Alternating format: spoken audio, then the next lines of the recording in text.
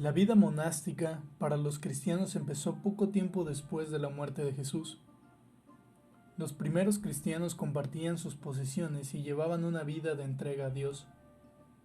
En el siglo III, Antonio Abad, un cristiano egipcio que vivió desde mediados del siglo III al siglo IV, reflexionó sobre las palabras de Jesús. Ve, vende todo lo que posees y dáselo a los pobres. Entonces él y sus seguidores abandonaron todas sus posesiones y marcharon al desierto de Egipto y Siria. De esta manera creían vivir más cerca de Cristo, dedicándose a la oración y la contemplación. Al principio vivían solos, pero pronto decidieron unirse y habitar en cuevas o chozas construidas por ellos mismos, sencillas pero suficientes como para hacer su vida de oración en comunidad.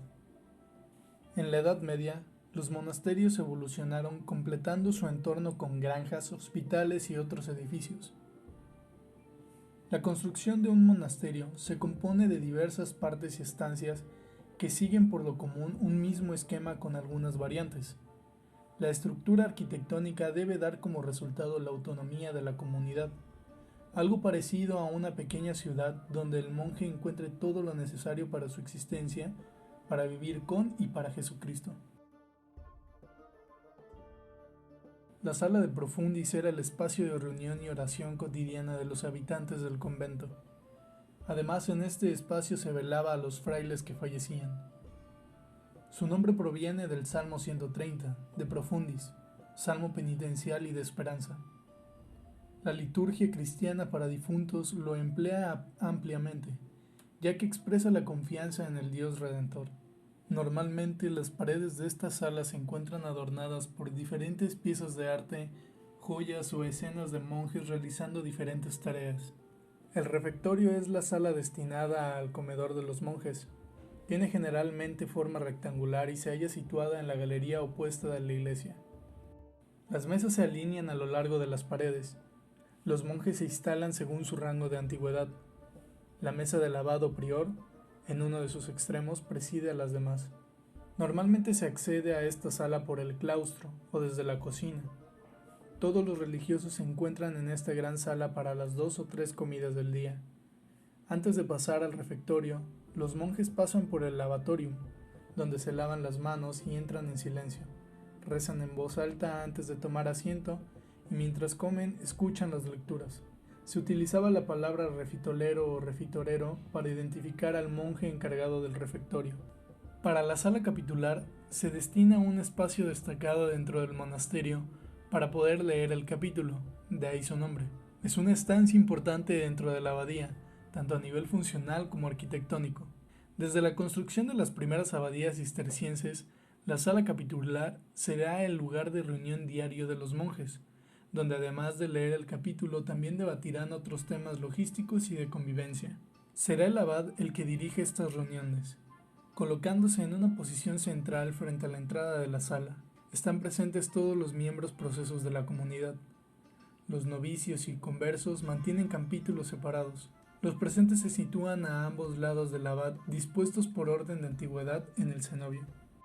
Se llamaban celda a los aposentos de los frailes o monjes en los conventos y monasterios. El abate Fleury dice que las celdas de los primeros monjes que vivían en los desiertos eran una especie de chozas o casillas pequeñas separadas las unas de las otras, como la de los cartujos y camaldulenses. En ellas vivían algunas veces 2 o 3 monjes, y por esto se llamaron por algún tiempo celdas, los monasterios pequeños o prioratos. Los llamaron también casas, y uno y otro nombre parece que se derivaron de las habitaciones de los esclavos, puesto que los cenobitas y anacoretas solo adaptaron lo que era propio de la gente más pobre y miserable de la sociedad. Las cocinas conventuales eran espacios creados dentro de los conventos que se dedicaban a preparar la comida para grandes comunidades.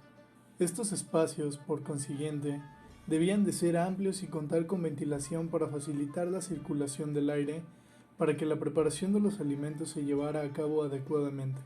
Con el paso del tiempo en el siglo XVIII, estas cocinas conventuales fueron acatando reglas que ayudaron a crear uniformidades conceptuales dentro de los conventos y sus cocinas. Uno de estos requisitos era que las cocinas tuvieran bóvedas de extracción por donde se aspiraba todo el humo de los fogones. Algunos otros requisitos eran tener acceso a agua y la presencia de 2 fogones en el centro. Con el tiempo se fueron creando costumbres dentro de los conventos. Tal fue el caso que era costumbre cerrar las puertas de la cocina y las ventanas para no dejar escapar los aromas mientras se guisaba. Ya una vez servida la comida se abrían las puertas y las ventanas para que todo el convento se impregnara con estos deliciosos aromas. Algo también muy importante dentro de las cocinas conventuales fue la decoración de las mismas. Hablar de las cocinas conventuales es hablar de espacios llenos de colores de azulejo, en especial de las talaveras, y un sinfín de utensilios de todo tipo de materiales como barro y cobre colgados sobre las paredes, creando un espacio realmente placentero para la vista. La despensa del monasterio es el sitio donde se guardaban los alimentos necesarios para la vida de la comunidad. Dependiendo de cada monasterio, este se encontraba en una de las estancias del claustro o en otras ocasiones en un edificio apartado del resto de las habitaciones. En esta zona también se podía encontrar el lugar en el que se elaboraba el vino en aquellos monasterios que tenían viñedos. Las provisiones del monasterio provenían de las tierras que eran de su propiedad y que eran trabajadas inicialmente por los propios monjes, que cultivan los campos que rodean la abadía. Posteriormente, cuando la abadía va creciendo gracias a las donaciones, se consiguen otras zonas de cultivo en ocasiones alejadas del monasterio. Para organizar estas tierras, los cistercienses construyen granjas que trabajan y supervisan equipos de conversos, bajo la dirección del sillero de la abadía.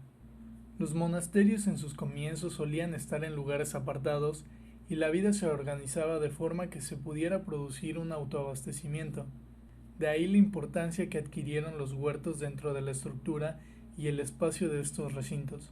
En primer lugar, son la base de la alimentación de la vida monacal.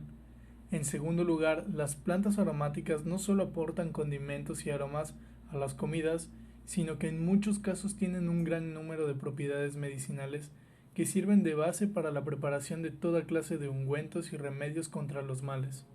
Las plantas no solo son buenas para comer, sino también para curar si se toman con la medida adecuada. Un establo es un espacio destinado al alojamiento del ganado bovino, equino y asnar. Normalmente se trata de una estructura sencilla de madera con techo y si tiene paredes suele ser más ventilada que una cabaña. En ocasiones una cueva o un antro de fácil acceso con una puerta añadida puede funcionar como establo. El claustro era quizás el segundo elemento en importancia. Estaba construido generalmente junto a la nave sur de la iglesia, aunque hay bastantes modelos que lo presentan junto a la nave norte.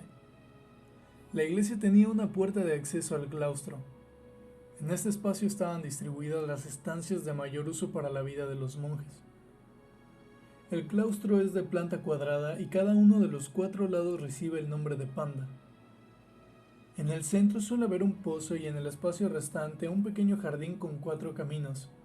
Cada panda tiene una galería o corredor cubierto limitado por arcadas. En el panda este y cerca del cuerpo de la iglesia se halla casi siempre una pequeña estancia que servía como estudio o biblioteca, independientemente de la gran biblioteca que tienen algunos monasterios importantes. Este hueco se llamaba armariolum o armarium, y en él se depositaban tanto libros litúrgicos para los actos religiosos de cada día como los libros de la lectura de los monjes. A continuación se hallaba la sala capitular, pieza que se consideraba de gran importancia y que generalmente se construía con rica ornamentación arquitectónica. En la panda sur solía estar el calefactorio, lugar caldeado donde podían ir los monjes de vez en cuando para descansar y entrar en calor. A su lado el refectorio, que era el comedor, y colindante con él la cocina. La panda oeste se solía llamar de legos o de conversos y tenían el callejón también de legos y la silla con la bodega. A esta estructura fundamental se añadía la parte del scriptorium, el huerto, la enfermería, el locutorio y a veces establos, lagares, molinos, talleres, etc. Y el cementerio se encontraba casi siempre en el terreno monacal. El scriptorium es el lugar destinado a la escritura, que se trata de la habitación que en la Europa medieval se destinaba fundamentalmente para la copia de manuscritos por los monjes escribas.